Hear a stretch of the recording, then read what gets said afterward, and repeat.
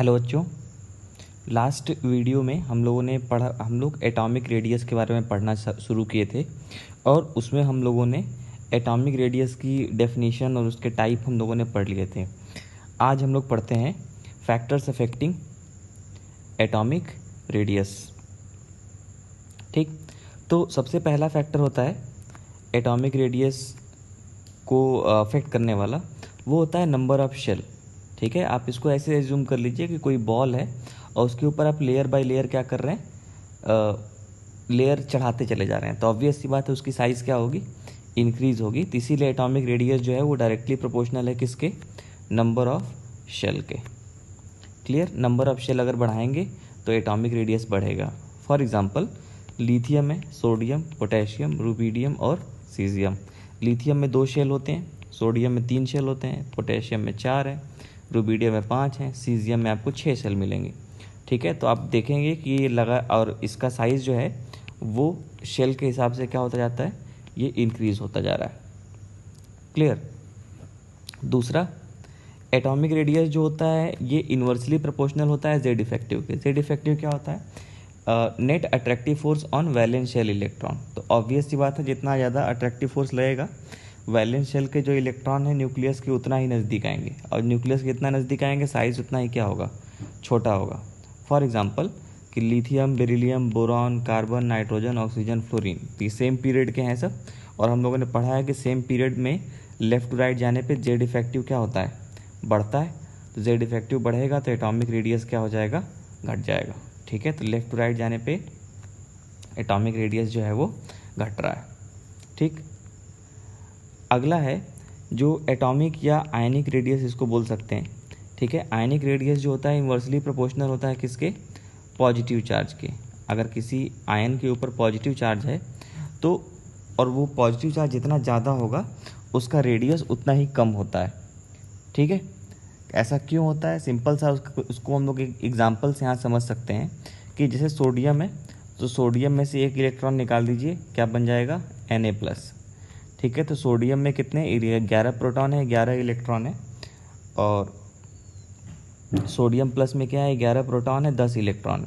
ठीक है, तो Z दोनों जगह सेम है लेकिन नंबर ऑफ इलेक्ट्रॉन घट गए, तो नंबर ऑफ इलेक्ट्रॉन घट गए तो सिग्मा भी क्या हो जाएगा, घट जाएगा। Z जो है वो सेम रहा है, तो ऑब्वियस सी बात है दोनों के बीच का डिफरेंस क्या होगा, इंक्रीज होगा, यानी कि Z इफेक्टिव क्या होगा, इंक्रीज होगा। तो Z इफेक्टिव ज़्यादा होगा किसका, कैटायन का, एज कम्पेयर टू किसके, न्यूट्रल एटम के। अब क्योंकि एटॉमिक रेडियस Z इफेक्टिव के इन्वर्सली प्रोपोर्शनल है तो रेडियस जो होगा वो क्या होगा, कैटायन का कम होगा किससे, न्यूट्रल एटम से। क्लियर। जैसे फॉर एग्जांपल मैंने यहाँ पे एग्जांपल लिखा है कि अगर आपके पास Al3+ है, Al2+ है, Al+ है, Al, तो इनमें अगर आपको रेडियस कंपेयर करना है तो Al का Al3+ का कम होगा, फिर Al2+, फिर Al, इस तरीके से। क्लियर। उसी तरीके से जैसे पॉजिटिव चार्ज के इन्वर्सली प्रोपोर्शनल है, रेडियस जो है वो डायरेक्टली प्रोपोर्शनल होता है किसके, नेगेटिव चार्ज के। ठीक है, रीज़न यहाँ पे भी वही है कि क्लोरीन में 17 प्रोटॉन है, 17 इलेक्ट्रॉन है। ठीक है, Cl- में 17 प्रोटॉन है और 18 इलेक्ट्रॉन है। तो यहाँ पे अगर आप Z इफेक्टिव निकालेंगे तो क्या आएगा, Z- सिग्मा। तो Z तो यहाँ पे भी सेम ही रहा लेकिन सिग्मा इंक्रीज हो गया।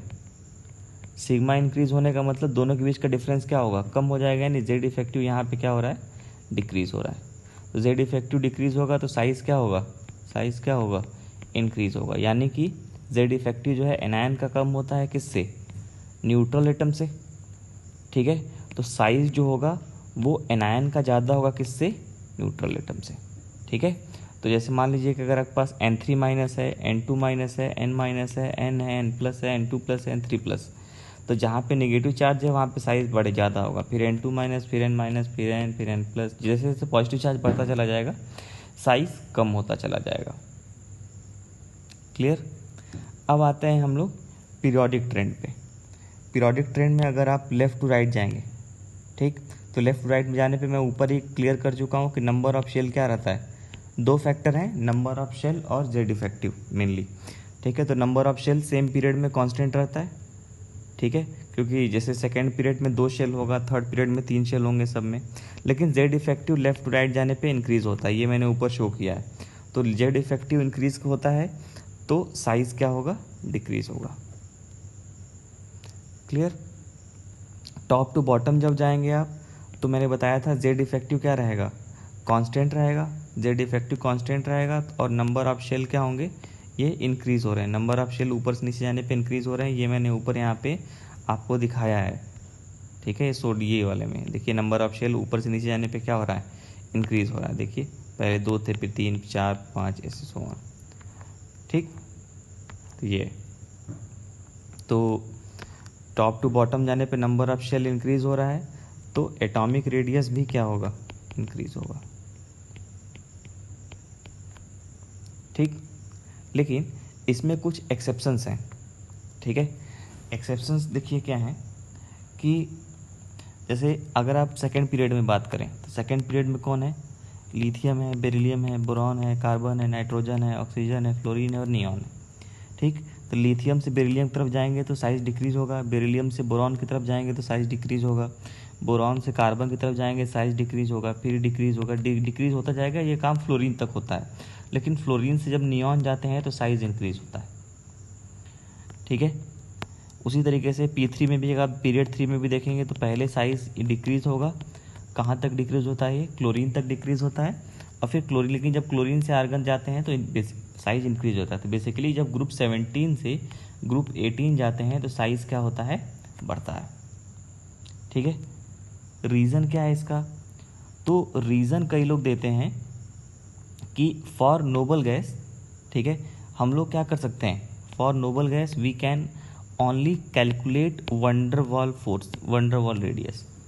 For noble gas we can only calculate van der Waals radius. तो वंडर वॉल रेडियस तो ज़्यादा होता ही है ना, उसका तो मेजरमेंट ही क्या आता है, ज़्यादा आता है, तो ऑब्वियस सी बात है कि उसका रेडियस जो मेजर करेंगे हम लोग वो क्या होगा, ज़्यादा ही होगा। दूसरे लोग रीज़न देते हैं कि यार जो वैलेंस शेल इलेक्ट्रॉनिक कॉन्फ़िगरेशन होता है किसका, नोबल गैसेस का, वो फुल्ली फील्ड होता है। ठीक है, तो अब सारे इलेक्ट्रॉन, सारे ऑर्बिटल भरे हुए हैं, सब में 2-2 इलेक्ट्रॉन है, तो सभी एक दूसरे को क्या करेंगे, रिपेल करेंगे। अब रिपेल करेंगे तो ऑब्वियस सी बात है उसका साइज़ क्या करेगा, स्वेल करेगा, उसका साइज़ बड़ा हो जाएगा। ठीक है, तो इसका रीजन लोग देते हैं due to inter electronic repulsion between electrons of fully filled valence shell. ठीक, अब कुछ डी ब्लॉक में भी एक्सेप्शंस हैं। तो डी ब्लॉक में एक्सेप्शन पहले के जानने के पहले एक बात आपको जान लेना चाहिए कि डी ब्लॉक की शुरुआत होती है 4th पीरियड से। ठीक है, 4th पीरियड से 7th पीरियड तक डी ब्लॉक होता है, और 4th पीरियड को हम लोग 3D सीरीज़ बोलते हैं, 5th पीरियड को हम लोग 4D सीरीज़ बोलते हैं, 6th पीरियड को हम लोग 5D सीरीज़ बोलते हैं, 7th पीरियड को हम लोग 6D सीरीज़ बोलते हैं। ऐसा क्यों, ऐसा आप उसके इलेक्ट्रॉनिक कॉन्फ़िगरेशन से जान सकते हैं। जैसे स्कैंडियम है, तो स्कैंडियम का इलेक्ट्रॉनिक कॉन्फ़िगरेशन होता है आर्गन 3D1 4s2। ठीक है, टाइटेनियम का देखिए, इसका होता है आर्गन 3D2 4s2। मतलब जो 4th पीरियड है, जो पहला सीरीज़ है डी ब्लॉक का, उसमें 3D सीरीज, 3D सबसेल भरा जा रहा है, और अंत तक भरा जाएगा जिंक तक। जिंक पे जाएंगे तो जिंक का होता है आर्गन 3D10 4s2। तो 3D सबसेल भरा जा रहा है, इसीलिए इसको हम लोग बोलते हैं 3D सीरीज। उसी तरह 5th पीरियड में 4D सबसेल भरा जाएगा, इसीलिए इसको बोलेंगे हम लोग 4D सीरीज। 6th पीरियड में 5D को 5D सीरीज बोलेंगे, 7th को 6D सीरीज बोलेंगे। ठीक है, अब आते हैं हम लोग 3D सीरीज पे। ठीक है, तो 3D सीरीज में कौन है आपका, स्कैंडियम है, टाइटेनियम है, वेनेडियम है, क्रोमियम है, मैंगनीज, आयरन। ठीक है, इसको मैं यहाँ पे लिख देता हूँ, scandium, titanium, vanadium, chromium, manganese, ठीक है, आयरन, कोबाल्ट, निकल, ठीक है, कॉपर और जिंक। ठीक, तो इसमें क्या होता है कि आप स्कैंडियम से आयरन तक जाएंगे, स्कैंडियम से आयरन तक साइज जो है वो डिक्रीज होता है। ठीक है, आयरन से निकल तक साइज सेम रहता है। ठीक है, निकल से कॉपर जाएंगे तो साइज़ इंक्रीज होगा, कॉपर से जिंक जाएंगे तो साइज़ इंक्रीज होता है। ठीक है, तो साइज़ डिक्रीज होना तो कॉमन बात है ना, जेड इफेक्टिव बढ़ता है तो साइज़ क्या होगा, डिक्रीज होगा। ठीक है, बीच में क्या होता है कि आयरन कोबाल्ट और निकल पे जेड इफेक्टिव कांस्टेंट हो जाता है, तो जेड इफेक्टिव कांस्टेंट होगा तो साइज़ डिक्रीज नहीं होगा, वो कांस्टेंट रहेगा। लेकिन लास्ट में क्या होता है ना, यहाँ कॉपर और जिंक पे, ठीक है, कॉपर का जो इलेक्ट्रॉनिक कॉन्फ़िगरेशन होता है वो होता है आर्गन 3d10 4s1, जिंक का होता है 3d10 4s2, तो दोनों का डी सबशेल पूरा भरा हुआ है, 10 इलेक्ट्रॉन पूरे भरे हुए हैं एकदम खचाखच। ठीक है, तो अब वो सारे इलेक्ट्रॉन एक दूसरे को क्या करेंगे, रिपेल करेंगे, तो यहाँ पे भी इंटर इलेक्ट्रॉनिक रिपल्सन की वजह से साइज़ क्या हो जाता है, बढ़ जाता है। ठीक है, size of copper and zinc is relatively higher due to inter electronic repulsion between fully filled d subshell electrons. Clear. ठीक है, और इसका ग्राफ बनाएंगे। देखिए, अगर यहाँ पे आप एटॉमिक रेडियस लगा दें और यहाँ पे इधर लगा दें आप एटॉमिक नंबर, ठीक है, तो साइज़ पहले डिक्रीज़ होगा, फिर कांस्टेंट हो जाता है, फिर इंक्रीज़ होता है निकल के बाद। ठीक है, और यही ऐसा ही 4D सीरीज़ में भी होता है, ऐसा ही 4D सीरीज़ में भी होता है, ऐसा ही 5D मतलब 4D सीरीज़ में भी ऐसे ही होता है, ऐसे आप NCERT में देखेंगे दिखेगा ऐसे। ठीक है, नेक्स्ट है एक्सेप्शन इन ग्रुप। तो एक्सेप्शन इन ग्रुप में सबसे पहले हम लोग, ठीक है, एक्सेप्शन इन ग्रुप में सबसे पहले हम लोग बात करते हैं ग्रुप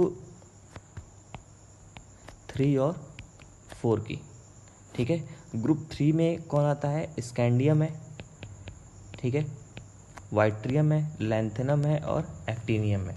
ग्रुप 4 में कौन है, टाइटेनियम है, जिरकोनियम है और हाफनियम है।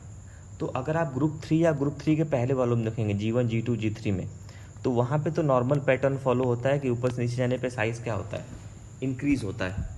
लेकिन अगर आप टाइटेनियम, जिरकोनियम और हाफनियम में देखेंगे तो टाइटेनियम से जिरकोनियम आने पे साइज़ इंक्रीज़ होता है, लेकिन जिरकोनियम से हाफनियम जाने पे साइज़ ऑलमोस्ट कांस्टेंट रहता है। ठीक है, तो अब इसके पीछे रीज़न क्या होता है, इसके पीछे रीज़न दिया जाता है लैंथेनाइड कॉन्ट्रैक्शन। इसके पीछे रीज़न दिया जाता है लैंथेनाइड कॉन्ट्रैक्शन। अब लैंथेनाइड कॉन्ट्रैक्शन क्या होता है, इसके लिए आपको ये समझना होगा कि हाफनियम का एटॉमिक नंबर होता है 72, लैंथेनम का होता है 57। तो इनके बीच के जो 14 एलिमेंट हैं, इनके बीच के जो 14 एलिमेंट हैं वो सब कहाँ जा रहे हैं, एफ ब्लॉक में, मतलब उनमें इलेक्ट्रॉन कहाँ भरा जा रहा है, एफ सबशेल में। ठीक है, और जब मैं आपको स्क्रीनिंग इफेक्ट पढ़ा रहा था तो वहाँ पे मैंने आपको बताया था कि जो स्क्रीनिंग इफेक्ट होता है, स्क्रीनिंग इफेक्ट जो होता है वो सबसे ज़्यादा होता है एस का, फिर पी का, फिर डी का, फिर एफ का। ठीक है, तो एफ का शील्डिंग इफेक्ट सबसे पुअर होता है, एफ का शील्डिंग इफेक्ट सबसे पुअर होता है। अब देखो लैंथेनम से आप जब हाफनियम गए तो वहाँ पे एटॉमिक नंबर मतलब नंबर ऑफ प्रोटॉन 14 बढ़ गया। ठीक है, इलेक्ट्रॉन भी 14 बढ़े हैं, लेकिन सिग्मा की जो वैल्यू है, जो सिग्मा की वैल्यू है वो बहुत ज़्यादा नहीं बढ़ी है। ठीक है, जिसकी वजह से ना जेड इफेक्टिव, जैसे जेड इफेक्टिव इक्वल टू क्या है, जेड माइनस सिग्मा, तो जेड तो बहुत बढ़ गया लेकिन सिग्मा बहुत नहीं बढ़ा, तो जेड इफेक्टिव की वैल्यू क्या हो जाती है, बहुत ज़्यादा हो जाएगी। और जब बहुत ज़्यादा होगी तो वो साइज़ को क्या करेगा, जितना उसको कंप्रेस करना था उससे ज़्यादा वो कंप्रेस कर देगा, और इतना वो कंप्रेस कर देता है कि जिरकोनियम और हाफनियम का साइज़ लगभग क्या हो जाता है, एक बराबर हो जाता है। या यूँ बोलें कि 4D और 5D का साइज़ जो है वो लगभग क्या आता है, एक बराबर आता है। 4D सीरीज़ और 5D सीरीज़, मतलब 3D सीरीज़ से 4D सीरीज़ बड़ा होता है, 4D और 5D लगभग क्या होते हैं, एक बराबर होते हैं। तो इसका रीज़न क्या है, due to poor shielding of f subshell electrons. ठीक है, यही चीज़ आप ग्रुप 3 में, ग्रुप 13 में भी नोटिस कर सकते हैं। ग्रुप 13 में कौन कौन है, बोरॉन है, एल्यूमिनियम है, गैलियम है, इंडियम है और थैलियम है। ठीक है, तो इसमें क्या होता है, बोरॉन से एल्यूमिनियम जाएंगे इंक्रीज होगा, गैलियम से इंडियम जाएंगे इंक्रीज होगा, इंडियम से थैलियम जाएंगे इंक्रीज होगा, लेकिन एल्यूमिनियम और गैलियम का साइज़ लगभग एक बराबर होता है। ऐसा क्यों, क्योंकि गैलियम के पहले आते हैं डी ब्लॉक वाले, एल्युमिनियम के पहले डी ब्लॉक वाले नहीं थे। और अभी हम लोग पढ़े हैं कि डी ब्लॉक वालों का भी, डी सबशेल वालों का भी क्या होता है, शील्डिंग इफेक्ट पुअर होता है ना, ऐसे थोड़ा सा ऊपर होता है। इस वजह से जब हम लोग गैलियम तक पहुंचेंगे तो वहाँ पे भी क्या होगा, जेड इफेक्टिव की वैल्यू बहुत बढ़ जाएगी और साइज़ क्या हो जाएगा, कंप्रेस हो जाएगा। तो यहाँ पे है, यहाँ पे जो कंप्रेशन का रीज़न हम लोग देते हैं उसको हम लोग उसको बोलते हैं ट्रांजिशन कॉन्ट्रैक्शन, ठीक है। और ये क्यों होता है, due to poor shielding effect of d subshell electrons. Clear, ठीक। तो ये था हम लोग का एक्सेप्शंस।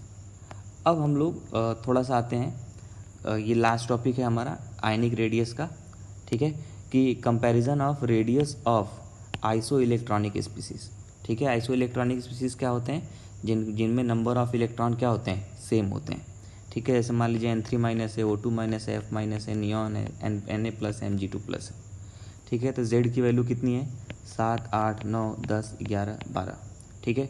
इलेक्ट्रॉन कितने हो जाएंगे, 7+3 10, 8+2 10, 9+1 10, 10, 11-1 10, तो सब में 10-10 इलेक्ट्रॉन है। तो आइसो इलेक्ट्रॉनिक स्पीसीज़ का जब रेडियस को हम लोग को कंपेयर करना होता है तो हम लोग क्या करते हैं कि एक क्वांटिटी निकालते हैं जिसको हम लोग बोलते हैं Z/E। क्या बोलते हैं, Z/E बोलते हैं, ठीक है। तो Z/E पहले कितना आया, 0.7, 0.8, 0.9 और इस तरीके से 1.2। तो जो रेडियस होता है वो इन्वर्सली प्रोपोर्शनल होता है किसके, Z/E के, ठीक है। तो Z/E जिसका कम होगा उसका रेडियस क्या होगा, ज़्यादा होगा, ऐसे, ठीक।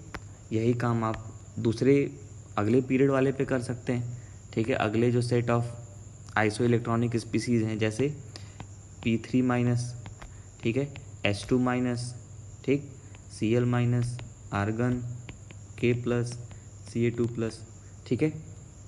इनमें भी आप Z निकालिएगा, ZE निकालिएगा, Z/E निकालिएगा, और लास्ट में जब आप ऑर्डर निकालेंगे तो आपका ऑर्डर आएगा ये, वही जो पहले आ रहा था, ठीक है।